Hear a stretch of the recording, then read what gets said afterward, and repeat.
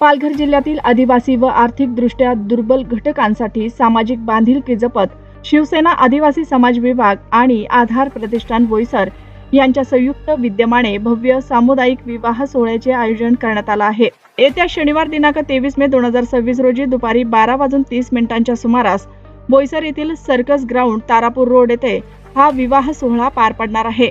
या सोहळ्यात तब्बल 201 नवदाम्पत्यांचा विवाह एकाच मंडपाखाली लावण्यात येणार असून समाजातील गरजू कुटुंबांना आर्थिक दिलासा देण्याबरोबरच सामाजिक ऐक्याचा संदेश देण्याचा प्रयत्न आयोजकांकडून करण्यात येत आहे।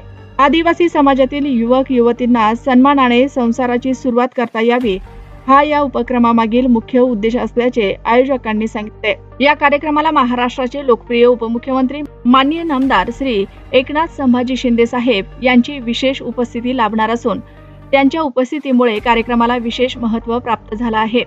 तसेच विविध सामाजिक, राजकीय व स्थानिक मान्यवर नवविवाहित जोडप्यांना शुभ आशीर्वाद देण्यासाठी उपस्थित राहणार आहेत।